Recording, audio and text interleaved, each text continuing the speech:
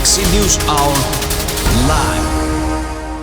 जनताको घर आँगनमै सेवा सुविधा प्रभावकारी रूपमा पुर्याउने उद्देश्यले संविधानमा नै स्थानीय सरकारलाई धेरै अधिकारको व्यवस्था गरियो। तर ती अधिकारको प्रयोगका लागि आवश्यक पर्ने कर्मचारी संयन्त्रमा स्थानीय सरकारको नियन्त्रण छैन। संघीय सरकारले नै आफू अनुकूल कर्मचारी तोक्छ, सरुवा गरिदिन्छ। कर्मचारीहरू पनि स्थानीय जनप्रतिनिधिप्रति उत्तरदायी हुनु नपर्ने जसरी आफ्नो सुविधा अनुकूल चल्ने गर्छन्। केन्द्रमै खेलकुद र चलखेल गर्छन्। त्यसैले स्थानीय सरकारबाट सेवाग्राहीले पाउनुपर्ने सेवा सुविधा मात्र प्रभावित भएको छैन, स्थानीय सरकारको प्रभावकारितामै आँच आइरहेको छ। जनता सामु अनेक बाचा गरेर चुनाव जितेका जनप्रतिनिधि आफ्नै गाउँ आँगनमा आलोचित हुनु परेको छ। अहिले देशभर 100 भन्दा बढी स्थानीय सरकार प्रमुख प्रशासकीय अधिकृत विहीन रहेको आँकडा संघीय मामिला मन्त्रालयसँग छ। एक महिना अघिसम्म यो आँकडा 250 थियो। कर्मचारी बिना चल्नै नसक्ने अवस्था बनेपछि धेरै स्थानीय सरकारका जनप्रतिनिधि अहिले सिंहदरबार आएर संघीय सरकारसँग हार गुहार गरिरहेका छन्। तर तोकिएको ठाउँमा नजाने, सरुवा भइहाले त्यो रोक्नको लागि यतै खेलकुदमा लाग्ने कर्मचारीको प्रवृत्ति छ। त्यो प्रवृत्ति नियन्त्रण गर्न सरकारले कुनै प्रयास गरेको छैन। अहिलेसम्म एउटा पनि कर्मचारी तोकिएको ठाउँ नगए बापत दण्डित गरिएको उदाहरण सामान्य प्रशासन मन्त्रालयसँग छैन। यस्तो अवस्थामा स्थानीय सरकारले आफ्नो जिम्मेवारी कसरी पूरा गरून्? के संघीय सरकारले पनि चाहेको यही हो त? यदि यस्तै चाहेको हो भने संविधानमा किन यति धेरै अधिकार र कर्तव्य स्थानीय सरकारको काँधमा हालिदिएको त?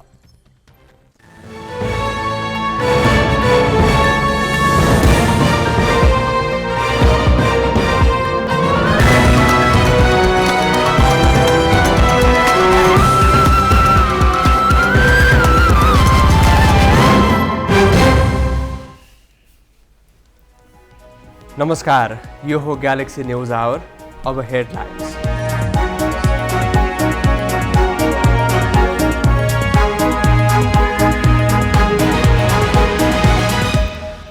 प्रधानमन्त्री दाहालद्वारा राष्ट्रिय स्वतन्त्र पार्टीलाई सरकारमा सहभागी हुन प्रस्ताव। पार्टीबाट आवश्यक निर्णय लिने लामिछानेको जवाब गृहसहित 4 मन्त्रालयमा दाबी।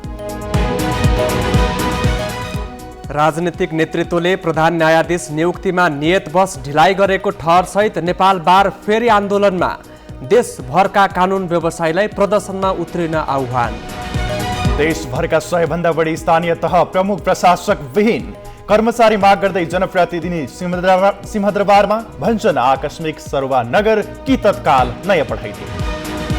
भारतको लुधियानामा ग्यास चुइँदा 11 जनाको मृत्यु, 12 जना अचेत। दुर्घटना स्थलमा उद्धार कार्य जारी। र ए डिभिजन लिगमा मनाङको लगातार 6औं हार। चर्च बोइजसँग 3-0ले पराजित। जवाला खेलसँग सङ्गटा र आर्मीसँग हिमालयन शेर्पाको खेल बराबरीमा।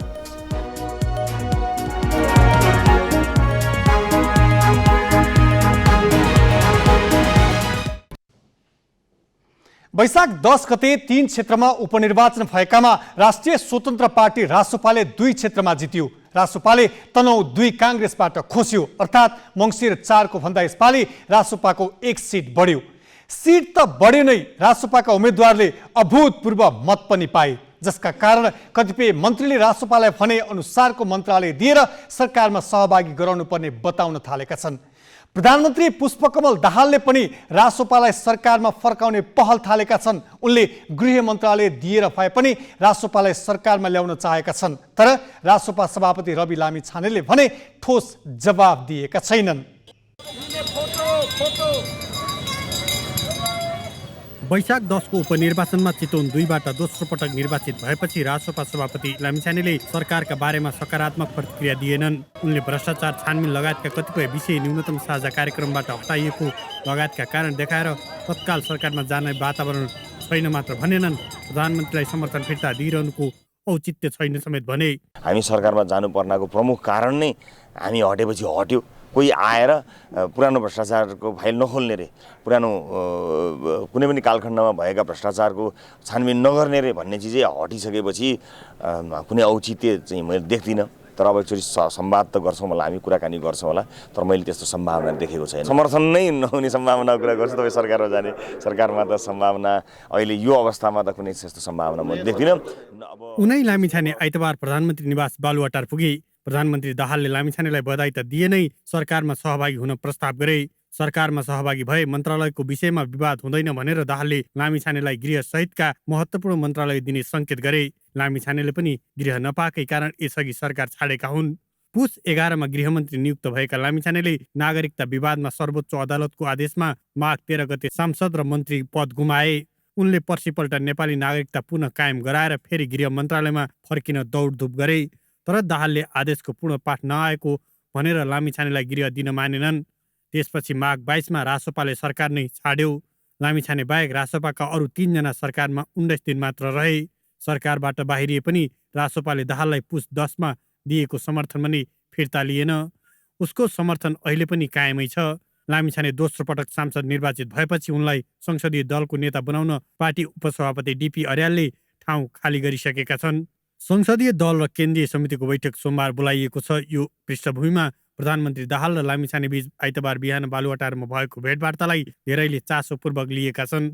त्यसो त लामिछानेलाई सरकारमा सहभागी गराउन प्रधानमन्त्री दाहालमाथि पार्टी भित्रैबाट दबाव छ। उपनिर्वाचनमा लामिछाने र रासोपाकै अर्का उम्मेद्वार स्वर्णिम वाग्लेले पाएको मतको सम्मानका लागि पनि रासोपालाई सरकार बाहिर राख्न नहुने मन्त्रीहरूले नै सार्वजनिक रूपमा भनेका छन्। लामिछानेले चितवन 2 सदर मतको 70% मत ल्याएका थिए। उनले 54,000 भन्दा बढी मत ल्याउँदा निकटतम प्रतिस्पर्धी 43,000 भन्दा बढी मतले पछि परेका थिए। यस्तै वाग्ले पनि यसअघि कङ्ग्रेसले जितेको क्षेत्रमा करिब 15,000 मतान्तरले निर्वाचित भएका थिए।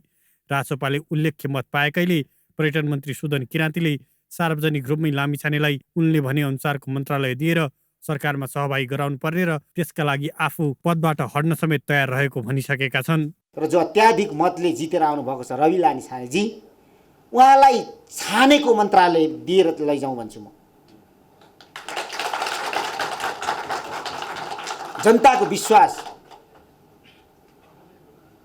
जनताको विश्वासमाथि सम्मान गरौँ।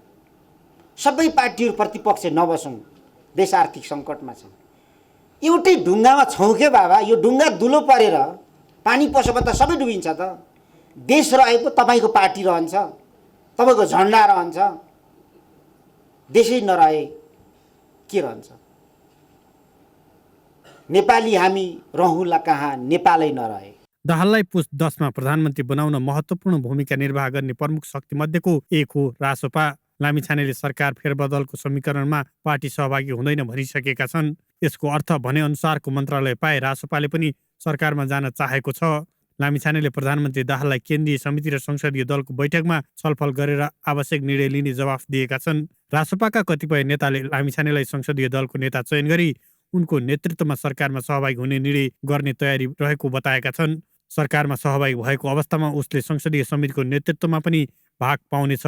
अर्को कुरा, राष्ट्रपतिको निर्वाचन र प्रधानमन्त्रीले दोहोऱ्याएर विश्वासको मत लिँदा साथ दिएकाले सत्ता गठबन्धनका अन्य दल पनि रासोपालाई सरकारमा ल्याउन सकारात्मक छन्। अङ्गराज नेउपाने, ग्यालेक्सी फोके, काठमाडौँ।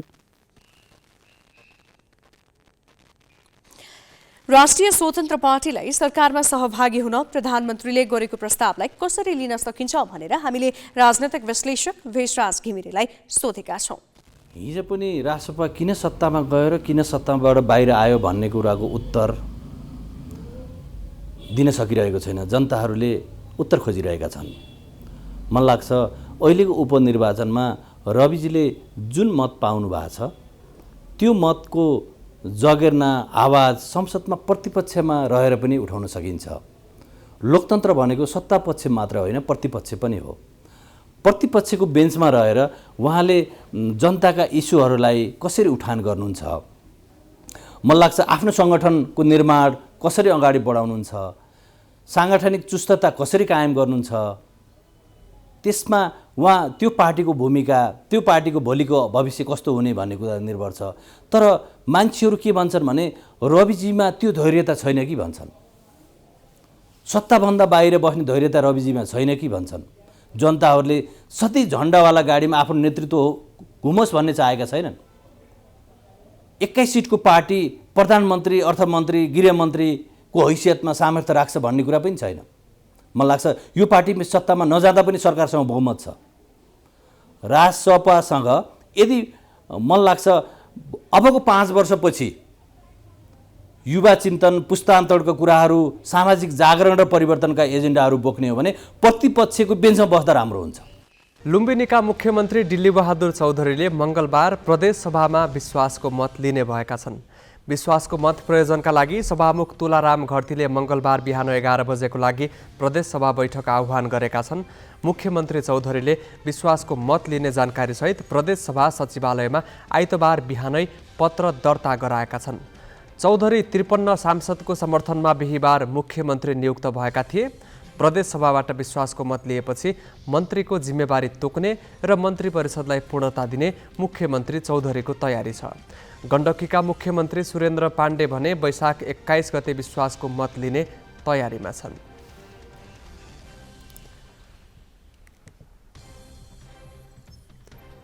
सरकारले अनुसन्धानका लागि बजेट बढाउनु पर्ने माग राखेर धरनामा बसेका राष्ट्रिय आविष्कार केन्द्रका प्रमुख महावीर पुनसँग वार्ता थालेको छ। उपप्रधानमन्त्री तथा रक्षा मन्त्री पूर्णबहादुर खड्काले आज पुनलाई मन्त्रालयमा बोलाएर उनको मागबारे छलफल गरेका छन्। पुनले खड्कासँगको छलफल सकारात्मक भएको बताएका छन्। पुनले राखेका मागबारे बुँदागत रूपमा छलफलका लागि दुवै पक्षले वार्ता टोली बनाउने सहमति भएको छ। पुन र खड्काबीच छलफल भइरहँदा प्रधानमन्त्री पुष्पकमल दाहालले 2 पटक फोन गरेर मागबारे सहमतिमा पुग्न आग्रह गरेका थिए। पुन अनुसन्धानको लागि कम्तीमा 1% बजेट छुट्याउनु पर्ने मागसहित वैशाख 15 गतेदेखि माइती घरमा धरना बसिरहेका छन्। राष्ट्रपति रामचन्द्र पौडेल 11 दिनपछि आज स्वदेश फर्किँदैछन्। स्वास्थ्यमा उल्लेख्य सुधार भएकोले राष्ट्रपति पौडेल आज राति भारतबाट स्वदेश फर्कन लागेका हुन्। उनी स्वास्थ्यमा समस्या भएपछि वैशाख 6 गते भारत गएका थिए। त्यहाँ उनलाई दिल्लीस्थित एम्स अस्पतालमा भर्ना गरिएको थियो। उपचार पश्चात स्वास्थ्यमा उल्लेख्य सुधार भएकोले राष्ट्रपति आज नेपाल वायु सेवा निगमको जहाजमा स्वदेश फर्कन लागेको राष्ट्रपति कार्यालयले प्रेस विज्ञप्ति मार्फत जानकारी दिएको छ। उपचारमा संलग्न चिकित्सकले राष्ट्रपति पौडेललाई केही हप्ता आराम गर्न सुझाव दिएका छन्। सुक्खा पहिरो खसेपछि थुनिएको अरुण नदी 8 घण्टापछि आफ्नै धारमा फर्किएको छ। निर्माणाधीन 900 मेगावाटको अरुण तेस्रो जलविद्युत आयोजना निर्माणस्थल सङ्खुवासभाको फाक्सिन्डामा सुक्खा पहिरो खसेर नदी थुनिएको थियो। नदी थुनिएको स्थानमा 26 मिटरभन्दा बढी पानी जमेको भए पनि कतै पनि क्षति पुगेको छैन। अहिले नदी बिस्तारै आफ्नै धारमा बग्न थालेको छ। जलविद्युत आयोजनाको डाइभर्सन टनेलको मुखमा आइतबारदेखि नै सुक्खा पहिरो खसिरहेको थियो। आज बिहान ठूलो पहिरो खसेपछि भने नदी थुनिएको थियो। पहिरोका कारण अरुण तेस्रोको ड्याम साइटको काम रोकिएको थियो। जिल्ला प्रशासनिक कार्यालय सङ्खुवासभा र सिलिचोङ गाउँपालिका, खाँदबारी नगरपालिका, सिचिला गाउँपालिका लगायतका स्थानीय तहले तल्लो तटीय क्षेत्रमा सतर्कता अपनाउन सूचना जारी गरेका छन्। बाँकी प्रसङ्ग सोनिका रियालबाट। यति बेला देशभरका 753वटै स्थानीय सरकार आउँदो आर्थिक वर्षको बजेट र कार्यक्रम तय गर्न व्यस्त हुनुपर्ने हो। तर तीमध्ये धेरै स्थानीय तहका जनप्रतिनिधि कर्मचारी खोज्दै सिंहदरबार धाउनुपर्ने बाध्यतामा छन्। यसले स्थानीय सरकारको नियमित कार्य सम्पादन पनि प्रभावित भइरहेको छ। ताप्लेजुङको 8 त्रिवेणी गाउँपालिकाका अध्यक्ष दिपेन्द्र पोमु केही दिनदेखि काठमाडौँमा छन्। उनको दैनिकी सिंहदरबार चहार्दै बितिरहेको छ। चालु आर्थिक वर्षका बहुसंख्यक योजनाको भुक्तानी दिन र आउँदो आर्थिक वर्षको योजना तर्जुमा गर्न प्रमुख प्रशासकीय अधिकृत छैनन्। त्यस्तै उनको पालिकामा दरबन्दी राखेर काजमा अन्यत्र पठाइएका 9 जना कर्मचारी कता छन् त्यसको खोजी गर्न उनी सिंहदरबार नै आइपुगेका हुन्। संघीय मामिला मन्त्रालय दिनहुँ धाइरहेका पोमु प्रमुख प्रशासकीय अधिकृत नली नफर्कने योजनामा छन्। 2 वर्ष जति भयो हामी आएको 10 महिना भयो। हामी आउनुभन्दा करिब 1 वर्ष अगाडि उहाँहरूको काज सुरु भएको छ र अहिले हाम्रो 5वटा वडा, म गाउँपालिकाको अध्यक्ष भएको गाउँपालिकामा 5वटा वडा छन् र 5वटा वडामा एउटा वडामा मात्रै वडा सचिव हुनुहुन्छ र बाँकी 4 वडामा 2वटामा शिक्षकहरू र एउटामा स्वास्थ्यको कर्मचारी र एउटामा तपाईँको कृषिको कर्मचारी गरेर हामीले वडाहरू सञ्चालन गरिरहेका छौँ। र त्यस्तै गरेर हाम्रो शिक्षा शाखामा पनि अहिले कर्मचारीको अभावले हामीले प्राविधिक तहको शिक्षकलाई राखेर हामी अहिले शिक्षा शाखा पनि चलाउन हामी बाध्य छौँ। त्यसै गरेर धेरै शाखाहरूमा हामीले कर्मचारीहरू नभएर हामीले कोही चाहिँ शिक्षक, कोही चाहिँ स्वास्थ्यको कर्मचारीहरू हामीले तानेर चलाउन हामी बाध्य भएका छौँ। अध्यक्ष पोमुका अनुसार 6औं तहका 1, 5औं तहका 4, चौथो तहका 4 सहित 9 कर्मचारी काजमा छन्। कर्मचारी नहुँदा आधारभूत तहको शिक्षकलाई तानेर शिक्षा शाखा चलाउनु परेको, शिक्षकलाई शाखा र वडा सचिवको जिम्मेवारी दिँदा बाल बालिकाको पढाइमा असर परेको उनको गुनासो छ। उनका अनुसार 1 नगरपालिका र 8 गाउँपालिका गरी 9 स्थानीय तह रहेको ताप्लेजुङका अधिकांश स्थानीय तह प्रमुख प्रशासकीय अधिकृत निमित्तका भरमा चलिरहेका छन्। ताप्लेजुङमा मात्रै होइन, यति बेला दुर्गम स्थानमा पालिकाका जनप्रतिनिधि कर्मचारीको खोजीमा सिंहदरबार धाइरहेका छन्। उनीहरू कि त कर्मचारी पठाइदिन कि त भएका कर्मचारीको आकस्मिक सरुवा रोकिदिन माग गर्दै संघीय सरकारका मन्त्रालय धाइरहेका हुन्। संघीय सरकार मार्फत जति पनि कर्मचारीहरू स्थानीय सरकारमा पठाइएको छ, यी कर्मचारीहरू स्थानीय सरकारको चाहिँ एक खालको तजविजमा चलेका छैनन्। यसलाई चलाउनको निमित्त पनि एक खालको अब कडा खालको कानुन बनाउनु पर्ने एउटा पाटो छँदैछ। र अर्को कुरा भनेको यहाँ माथिदेखि कर्मचारीहरू समयमा सरुवा नदिँदाखेरि, समयमा बढुवाहरू नगरिदिँदाखेरि, समयमा ठिक ठाउँमा ठिक ढङ्गले नपठाउँदाखेरि समस्याहरू बल्झिरहेका छन्। यसलाई निराकरण गर्नको निमित्त सङ्घीय सरकार अत्यन्तै जिम्मेवार बन्नुपर्छ। गाउँभरि चाहिँ तपाईँको सरकारले पैसा दिन सकेन, स्थानीय तहले पैसा दिन सकेन भनेर त्यसको दोष ग्रासरुटमा स्थानीय सरकार भएको हुनाले गर्दा त्यसको प्रमुख दोष नै हामीलाई आउँछ। यो चाहिँ 753 वटै स्थानीय तहका सबैजना चाहिँ प्रमुखहरूले यो बोल्नुपर्ने अवस्था मैले देखेको छु। सङ्घीयतामा कि जानु भएन होइन, यदि सङ्घीयतामा जाने हो भने त तपाईँको सङ्घीय मर्म भावना अनुसार नै जानुपर्छ। मुलुकभर रहेका 753 स्थानीय तहमध्ये 1 महिना अघिसम्म 250 भन्दा बढी पालिका प्रमुख प्रशासकीय अधिकृत विहीन थिए, जसले गर्दा योजना तर्जुमा लगायत आर्थिक गतिविधि प्राय ठप्पै भए। अहिले पनि 100 भन्दा बढी पालिकामा प्रमुख प्रशासकीय अधिकृत छैनन्। तल्ला तहका कर्मचारीलाई निमित्त दिएको भरमा स्थानीय सरकारले काम चलाइरहेका छन्। तोकिएको ठाउँमा जान नमान्ने कर्मचारीलाई मन्त्रालयले स्पष्टीकरण सोध्ने गरेको बताए पनि त्योभन्दा कठोर कारबाही गरिएको अभिलेख छैन। हराएको ठाउँमा किन नजानु भएको, तुरुन्त चाहिँ जानुहोला भनेर एकपल्ट चाहिँ एउटा वार्निङ दिने, त्यसपछि पनि फेरि जानु भएन भने चाहिँ 24 घण्टा लगाएर कतिपय पालिकाका प्रमुख प्रशासक अधिकृतलाई हामीले 24 घण्टाभित्र मन्त्रालयमा सम्पर्क राख्नु होला, तपाईँ खटाएको ठाउँमा नजानुको कारण सहित स्पष्ट पार्नु होला हामीले भनेर पत्राचार पनि गर्ने गरेका छौँ। कानुनी रूपले त्यही हो प्रक्रिया। सरकारले गाउँपालिकामा शाखा अधिकृत, नगरपालिकामा उपसचिव र उपमहानगर र महानगरमा सहसचिव तहका कर्मचारीलाई प्रमुख प्रशासकीय अधिकृत बनाएर पठाउने गरेको छ। तर सुविधा सम्पन्न ठाउँमा मात्र जाने अनि दुर्गममा जान नमान्ने कर्मचारीका कारण संविधानले अधिकार सम्पन्न बनाएका धेरै स्थानीय तहका काम कारबाही प्रभावित भइरहेका छन्। क्यामेरामा सबिन महर्जनका साथमा मिलन बुढाथोकी, ग्यालेक्सी फोके, काठमाडौँ। प्राय कर्मचारी सुविधा सम्पन्न सहरी क्षेत्रमा मात्र बस्न रुचाउने गर्छन्, जसका कारण दूर दराजका स्थानीय पालिकाको दैनिक काम प्रभावित हुने गरेको छ। कर्मचारीको स्थानीय सरकारप्रति यति विघ्न वितृष्णा किन बढिरहेको छ र यसलाई नियमन गर्न राज्यले के गर्नु पर्ला भनेर हामीले सङ्घीय मामलाका जानकार खिमलाल देवकोटालाई सोधेका छौँ। यो विषयमा त अलिक गम्भीर भन्दा पनि अलिक कस्तो भन्छ, अलिक निर्मम हुनुपर्छ क्या। राज्य हो नि त, राज्यको अनुभूति हुनु परेन। राज्य भनेको सरकारसँग त सेना, प्रहरी होइन, पैसा अनि अदालत सबै चिज छ राज्यसँग त होइन। त्यस कारण अब कतिपय कुराहरूमा राज्यले कुनै कर्मचारी तल जाँदैन भने त तल पठाउनु पर्यो नि, किनभने तल गएन भने त उसलाई कारबाही गर्ने होइन, निलम्बन गर्ने होइन, लगायतको कतिपय अधिकार छन्। त्यो निमित्तको भित्र पनि अर्को खेल छ क्या, तपाईँले त्यो अर्को चल खेल छ क्या।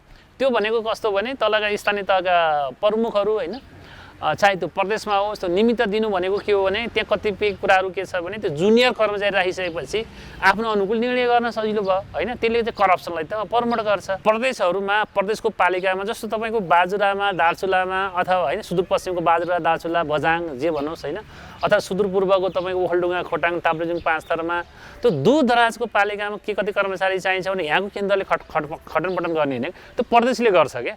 त्यस कारण कति कर्मचारी प्रदेशमा अभाव छ त्यो सिङ्गो प्रदेशलाई पठाइदिने, त्यो प्रदेशले त्यसको खटनपटन गर्छ कि त्यसको बरु सर्टेन मापदण्ड बनाएर पठाइदिए हुन्छ। त्यस कारण यहाँ सिंहदरबारमा कर्मचारी राख्नु हुँदैन, यो सरकारले तल पठाउनुपर्छ। होइन भने तपाईँले अहिले हेर्नुहोस् न, अब चुनावमा नयाँ नयाँ शक्तिहरू आएका छन् होइन। चुनावमा तपाईँले उपनिर्वाचनको परिणाम पनि हेर्नुभयो। यदि यस्तै हुँदै गयो भने जनताको जुन आक्रोश निराशा छ नि, किनभने तपाईँ वडा कार्यालय जानुहुन्छ, पालिका जानुहुन्छ, तपाईँ धागो दाइ गर्नुभएको छ, सर्भिस तपाईँले पाउनु भएन भने त जनताको आक्रोश चाहिँ को प्रति हुन्छ, पालिकाप्रति भन्दा पनि माथि। किनभने पालिकाले के भन्छ, माथिले कर्मचारी पठाइदिएन भन्छ होइन, दोष त माथि दिन्छ।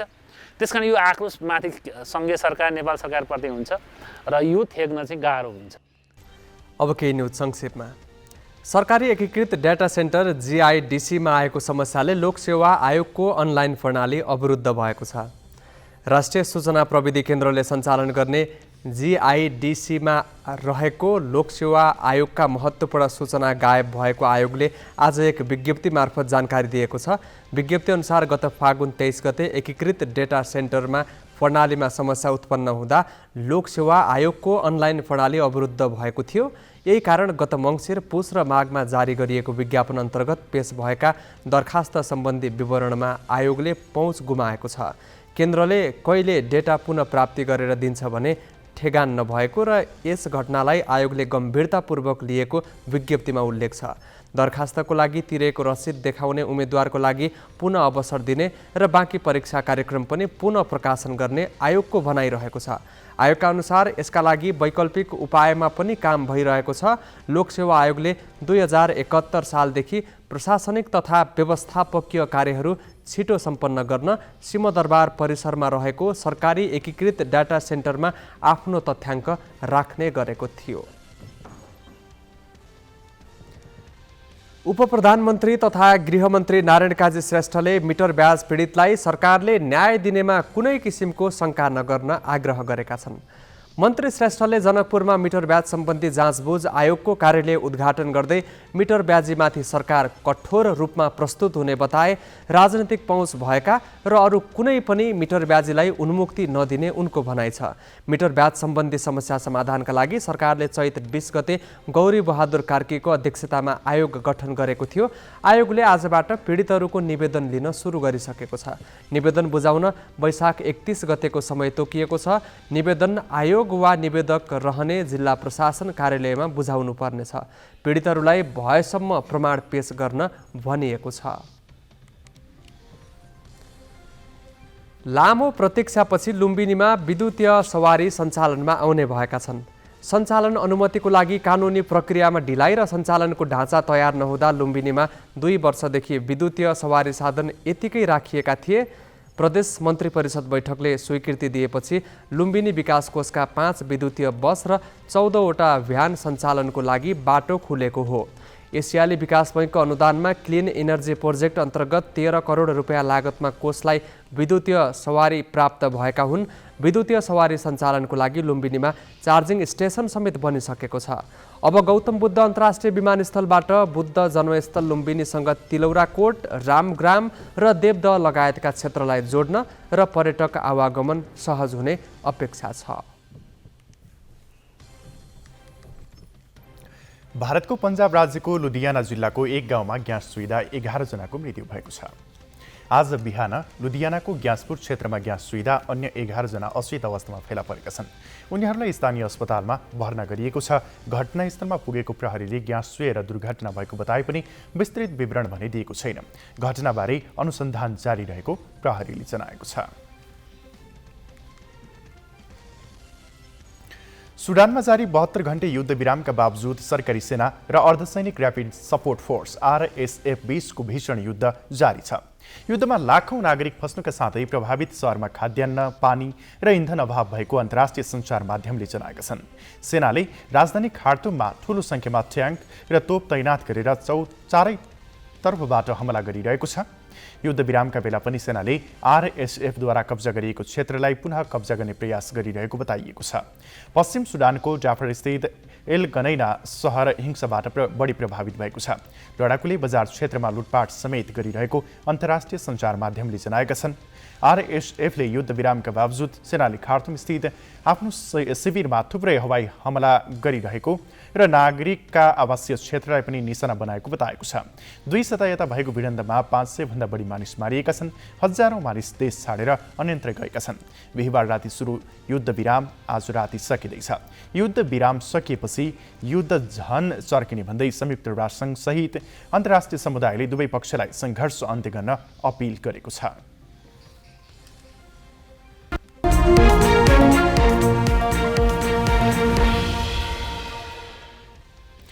नेपाल राष्ट्र ब्याङ्कले अमेरिकी डलर सतहीका लागि तोकिएको सीमा बढाएको छ। राष्ट्र ब्याङ्कले ब्याङ्क तथा वित्तीय संस्थाका लागि जारी गरिएको एकीकृत परिपत्रमा संशोधन गर्दै सीमा बढाएको हो। राष्ट्र ब्याङ्कबाट इजाजत पाएका मनी एक्सचेन्जले नेपाली नागरिकसँग गर्ने सतही कारोबारको सीमा यसअघि $500 अमेरिकी रहेकोमा त्यसलाई बढाएर $5000 पुर्याइएको छ। यसका लागि भन्सार घोषणाको प्रमाणित कागजात चाहिन्छ। विदेशी इष्टमित्र र ग्राहकबाट उपहार टिप्स प्राप्त हुने रकम भने $500 मात्रै सतही गर्न सकिनेछ। राष्ट्र ब्याङ्कले विदेश पढ्न जाने विद्यार्थीका लागि दिइने सतही सुविधा सम्बन्धी व्यवस्था थप गरेको छ। ब्याङ्क तथा वित्तीय संस्थाले नो अब्जेक्सन लेटर सम्बन्धी विवरण यकिन गरी सतही सुविधा उपलब्ध गराउनुपर्नेछ। नेपालमा काम गरिरहेका विदेशीले सतही गरेर लैजाने पाउने विदेशी मुद्रा सम्बन्धी व्यवस्थामा पनि संशोधन गरिएको छ। नेपालमा वायु सेवा दिइरहेका कम्पनीमा कार्यरत विदेशी नागरिकका लागि नयाँ व्यवस्था थप गरिएको छ। बाँकी प्रसङ्ग नवराज पाण्डेबाट। संसदीय सुनवाई समिति गठन नगरी संघीय संसदको अधिवेशन अन्त्य भएपछि कानुन व्यवसायीहरूले न्यायालयको नेतृत्व माग गर्दै आन्दोलन सुरु गरेका छन्। लामो समयदेखि न्यायालय नेतृत्वविहीन भएपछि खबरदारी गर्दै आएको कानुन व्यवसायीको छात्र संगठन नेपाल बार एसोसिएसनले यसपालि राजनीतिक नेतृत्वले नियतवश न्यायपालिकालाई नेतृत्वविहीन राखेको निष्कर्षसहित एक साता लामो दबावमूलक कार्यक्रम घोषणा गरेको छ। नेपाल बार एसोसिएसनले लामो समय न्यायालय नेतृत्वविहीन भएको र प्रधान न्यायाधीश नियुक्तिमा राजनीतिक नेतृत्व उदासीन बनेको भन्दै एक साता लामो आन्दोलन सुरु गरेको छ। पहिलो दिन आइतबार नेपाल बार सहित देशैभरका बार इकाइमा प्लेकार्ड सहित दिउँसो 1:30 घण्टा प्रदर्शन भयो। तत्काल संवैधानिक परिषदको बैठक बोलाई प्रधान न्यायाधीश सिफारिस गर्नुपर्ने बारको मुख्य माग छ। न्यायालयलाई चाहिँ एउटा नेतृत्व दिनु पर्यो, प्रधान न्यायाधीश दिनु पर्यो, त्यति मात्रै होइन। न्यायालयको भ्रष्टाचारको विरुद्धमा हामीले अटोमेसन लागू भनेर लामो समय गऱ्यौँ। त्यसकै विरुद्धको यो आन्दोलनको समग्र रूप हो। हामीले जति प्रधान न्यायाधीश प्रधानमन्त्रीलाई भेट्यौँ, संवैधानिक परिषद बस्नु पर्यो, न्यायालयमा नेतृत्व दिनु पर्यो भनेर हामीले भेट्यौँ, सभामुखलाई भेट्यौँ र त्यति गर्दा पनि हामीले प्रधान न्यायाधीश पाउने कुराहरू जस्ताको तस्तै भयो। त्यस कारणले गर्दा अब हामी दबावमूलक बारले चाहिँ दबावमूलक आन्दोलन गर्छ। दबावमा चाहिँ यी एजेन्डाहरू हामीसँग संवैधानिक परिषदको दायित्वको सन्दर्भमा, अटोमेसनको कुराको सन्दर्भमा, विकृति विसङ्गतिको अन्त्यको सन्दर्भमा हामी निरन्तर आवाज उठाउनलाई यो दबावमूलक कार्यक्रम गरेका हौँ। न्यायालय शुद्धिकरणको नारासहित बारले गत वर्ष पनि 3.5 महिना आन्दोलन गरेको थियो, जसमा तत्कालीन प्रधान न्यायाधीश चोलेन्द्र शमशेर राणा नै न्यायालय शुद्धिकरणको बाधक बनेको उनीहरूको तर्क थियो। गत वर्षको फागुन 1 गते राणा विरुद्ध महाभियोग प्रस्ताव दर्ता भएपछि बारले आन्दोलनका कार्यक्रम स्थगित गरेको थियो। अहिले दलहरूको उदासीनताका कारण न्यायालय नेतृत्वविहीन भएको र यसले न्यायालयको प्रभावकारिता, निष्पक्षता र सक्षमता नै सङ्कटमा परेको भन्दै पुनः आन्दोलनमा होमिएको हो। प्रधान न्यायाधीश नियुक्तिका लागि राजनीतिक नेतृत्वलाई दबाब दिन नेपाल बारकै आह्वानमा देशभरका बार इकाइहरू प्रदर्शनमा उत्रिएका हुन्। दायित्व हामी कानुन व्यवसायीहरूको नै भएको कारणले गर्दाखेरि लागिराखेका छौँ। आज यो देशको हरेक अदालतहरूमा यसरी नै कानुन व्यवसायीहरू साङ्केतिक रूपमा विरोधको कार्यक्रम गरिराखेका छौँ, प्रोटेस्ट गरिराखेका छौँ। तत्काल प्रधान न्यायाधीश नियुक्ति गर्नुपर्ने, संसदीय सुनवाई समिति गठन गर्नुपर्ने, खाली भएका सबै तहका अदालतमा न्यायाधीश नियुक्ति हुनुपर्ने, न्यायालयभित्रको भ्रष्टाचार, विकृति विसङ्गति अन्त्य हुनुपर्ने, पूर्ण स्वचालित पेशी प्रणाली लागू हुनुपर्ने लगायत माग बारले अघि सारेको छ। हिजो प्रधान न्यायाधीश ठिक भएन, न्यायालय विकृत भयो भनेर आन्दोलन गरेको बारले अहिले संवैधानिक परिषदका अध्यक्ष एवं प्रधानमन्त्री पुष्पकमल दाहाल सहित राजनीतिक नेतृत्वको नियतमा औँला तेर्स्याइएको छ। महोत्तरीबाट विष्णु गुप्ताको सहयोगमा बासु खड्का, ग्यालेक्सी फोके, काठमाडौँ। नेकपा एमालेका अध्यक्ष केपी शर्मा ओली केही दिन पूर्वी जिल्लामा गरिएका पार्टी कार्यक्रममा सहभागी भए। कार्यक्रममा सहभागी हुने क्रममा गृह जिल्ला झापाको बुधबारे र इलामको पशुपति नगरमा उनीमाथि आक्रमणको प्रयास भयो। ओलीले आफूमाथि आक्रमणको प्रयासमा पूर्व राजा ज्ञानेन्द्र शाह र उनको परिवारको संलग्नता रहेको दावी गरेका छन्।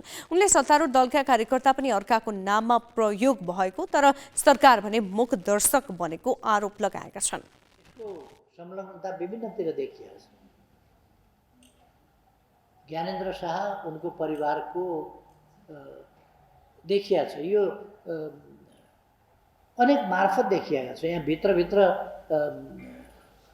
उनीहरूका मैले भन्छु त्यो भित्रभित्र चलाउनेलाई छौडा खेलाउने भन्ने गर्छु कि यिनीहरूले यो पूर्व दरबारियाहरूले छौडा खेलाएर पनि अलिकति यस्तो खालको काम गरेको छ। अर्को कुरा, अहिले सत्तामा हुने पार्टीका कार्यकर्ताहरू अर्काको नाउँमा ढुङ्गा हान्न त्यहाँ गएको छ।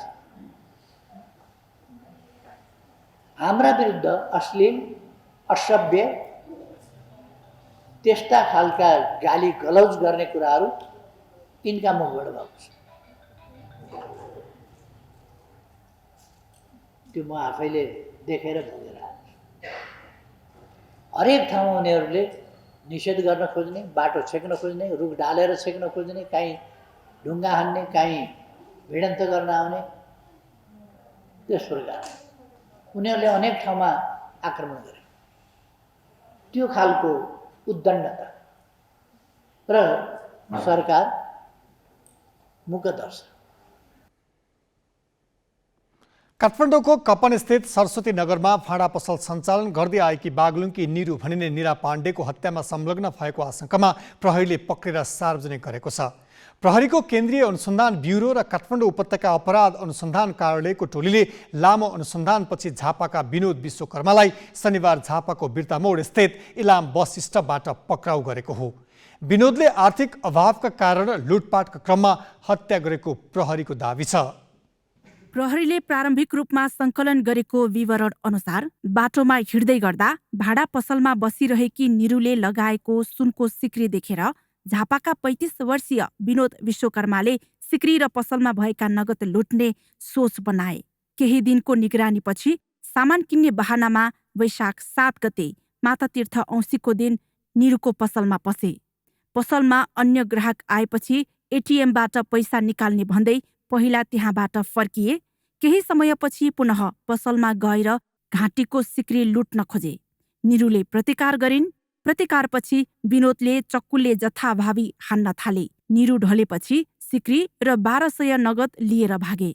एक साताभन्दा लामो अनुसन्धानपछि सीसीटीभी फुटेजको सहारामा प्रहरीलाई भक्तपुर लोकन्थली स्थित विनोदको साथीको डेरामा पुर्याएको थियो। उक्त डेराबाट रगत लतपतिएको कपडा तथा झोला बरामद भएपछि निरुको हत्यारा विनोद नै भएकोमा प्रहरी निश्चित बन्यो। जान्छ र पुनः 244 सोही पसलमा प्रवेश गरिसकेपछि विभिन्न भाँडा देखाउने नाममा चाहिँ निरु पाण्डेलाई पछाडिबाट सुरुमा आक्रमण गरेर पछि लडाइसकेपछि त्यही पसलमा भएको छुरीहरू प्रयोग गरेको विभिन्न ठाउँमा प्रयोग गरेर छुरीले हत्या गरेको देखिन्छ। र त्यस हत्या पश्चात निज विनोद विश्वकर्माले निरु पाण्डे आचार्यले लगाएको सुनको सिक्री र काउन्टरमा भएको अन्दाजे 11-1200 रुपियाँ त्यहाँबाट निकालेर त्यो ठाउँबाट बाहिर निस्केर पुनः बाटोहरू घुम्दै त्यसबाट एउटा टेम्पू सफा टेम्पूमा चढेर ओम हस्पिटल नजिककोमा पुग्ने। त्यसपछि पुनः एउटा बाइक प्रयोग गरेर जडीपुटीसम्म त्यो बाइकमा, त्यसपछि पुनः अर्को बाइक चढेर आफ्नो कोठासम्म पुगेको देखिन्छ। घटनाको समयमा लगाएको सर्टको कपडा, उसले प्रयोग गरेको ब्यागको झोला र जुत्ता प्रहरीले बरामद गरिसकेको छ।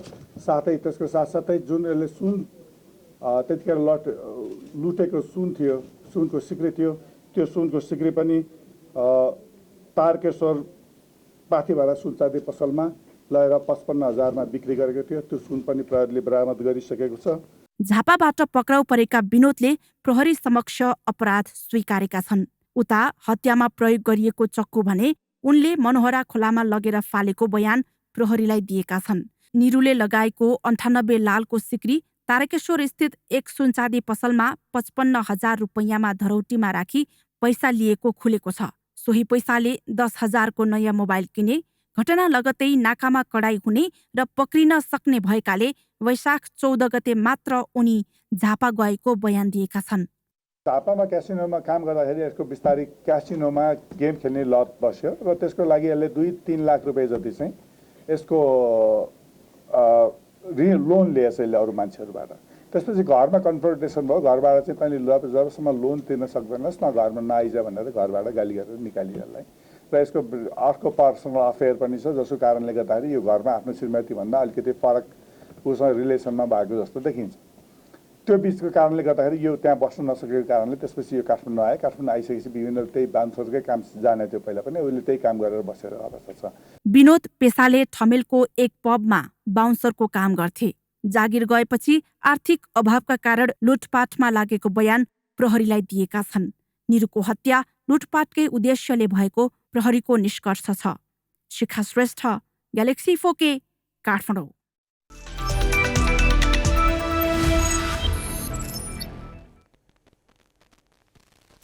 एसएससी प्रिमियर कपको उपाधिको लागि नेपालले भोलि युएईसँग खेल्दैछ। फाइनल खेल त्रिवी मैदान कीर्तिपुरमा हुनेछ। उपाधि जिते नेपाल पहिलो पटक एसिया कपमा छनौट हुनेछ। तर बिहिबारसम्म पानी पर्ने पूर्वानुमान छ। वर्षा बाधक बने फाइनल खेल मंगलबार हुनेछ। सोमबार र मंगलबार वर्षाका कारण खेल हुन नसके सुपर ओभरबाट निर्णय हुनेछ।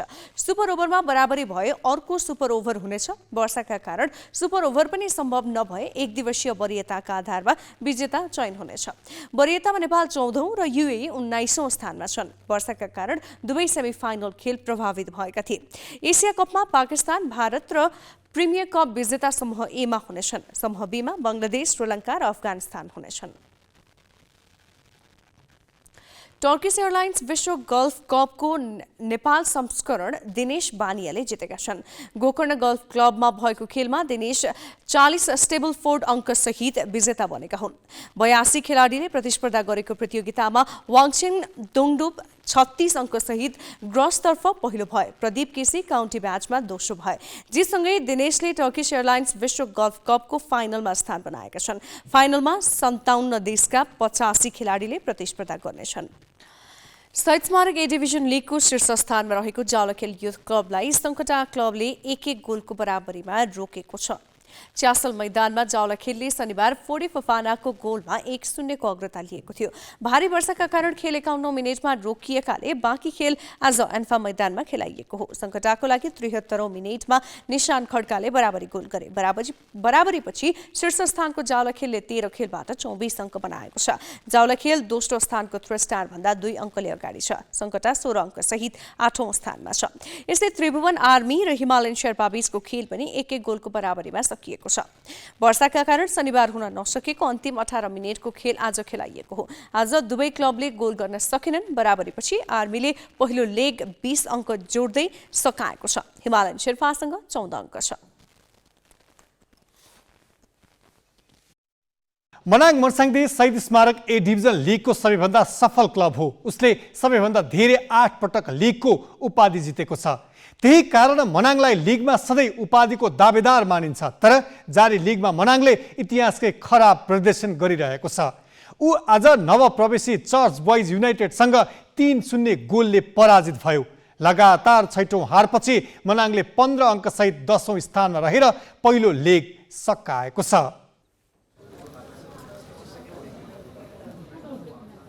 घरेलु लिगमा कुनै बेला अधिकांश खेलाडीले मनाङ मर्स्याङदीको जर्सीमा खेल्ने सपना साँच्थे। मनाङको रवाफ लोभ लाग्दो थियो। लिगमा सर्वाधिक सफल मनाङले खेलाडीलाई सबैभन्दा धेरै पारिश्रमिक दिन्थ्यो। तर मनाङ मर्स्याङदी अब पहिले जस्तो रहेन। उसले यो पटक युवा खेलाडीलाई समेटेर टिम बनायो। अधिकांश गण्डकी प्रदेशका हुन्। 7 खेलसम्म मनाङ अपराजित रह्यो। तर 8औं चरणदेखि मनाङको हारको सिलसिला सुरु भयो। 8औं चरणको खेलमा सातोबाटो युथ क्लबसँग 1-0 गोलले पराजित मनाङले त्यसपछि 13औं चरणको खेल सकिँदा एउटै खेल जितेन। उसले आइतबार चर्च बोइज युनाइटेडसँगको खेलमा पनि फितलो प्रदर्शनलाई निरन्तरता दियो। 8 खेलपछि टिममा फर्किएका स्टार खेलाडी अञ्जन विष्ट र 3 खेलपछि फर्किएका अनन्त तामाङ सहितको चर्च बोइजले 41औं मिनेटमा अग्रता लियो। आशिष चौधरीको पासमा अनन्तको हेडरले जाली चुम्यो।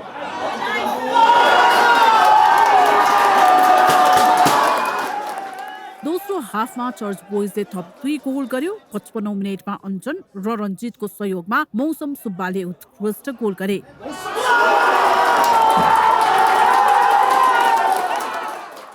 ए डिभिजन लिगमा उनको यो पहिलो गोल हो। इन्जुरी समयमा सब्स्टिट्युट खेलाडी साइमन लिम्बुले अर्को 1 गोल गरेपछि मनाङ 3-0 ले पराजित भयो।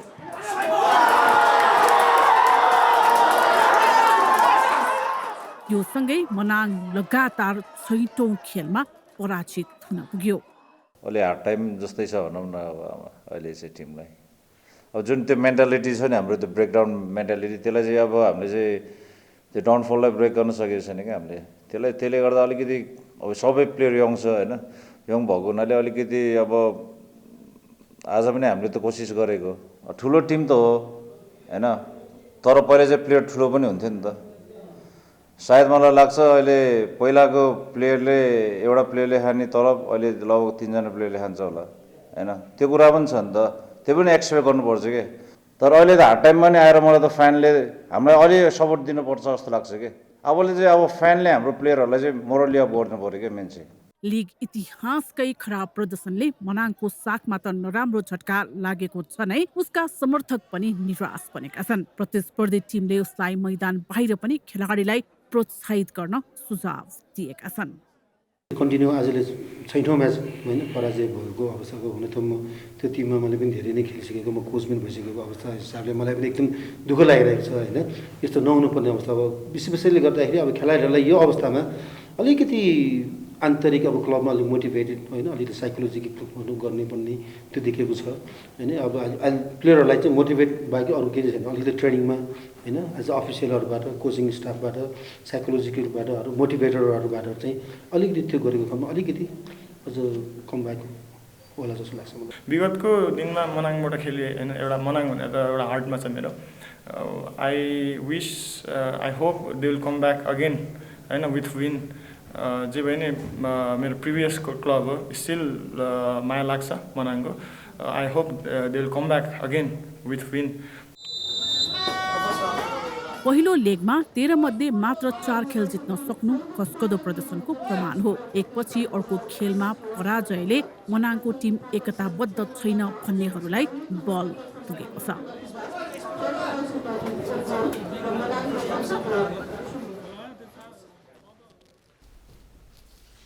हामी ग्यालेक्सी न्युज आवरको अन्त्यमा छौँ जाँदा जाँदै हेडलाइन्स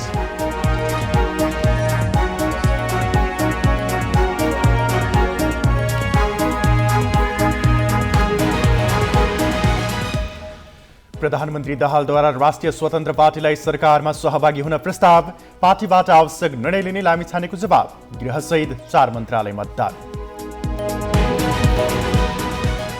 राजनीतिक नेतृत्वले प्रधान न्यायाधीश नियुक्तिमा नियत बस ढिलाइ गरेको ठहरसहित नेपाल बार फेरि आन्दोलनमा देशभरका कानुन व्यवसायीलाई प्रदर्शनमा उत्रिन आह्वान देशभरका 100 भन्दा बढी स्थानीय तह प्रमुख प्रशासक विहीन कर्मचारी माग गर्दै जनप्रतिनिधि सिंहदरबारमा भन्छन् कि आकस्मिक सरुवानगर कि तत्काल नयाँ पठाइन् भारतको लुधियानामा ग्यास चुहिँदा 11 जनाको मृत्यु 12 जना अचेत दुर्घटनास्थलमा उद्धार कार्य जारी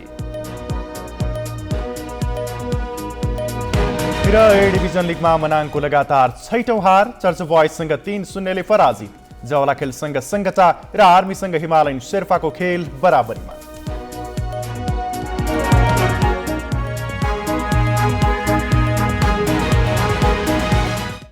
आजलाई ग्यालेक्सी न्युज आवर सकियो नमस्ते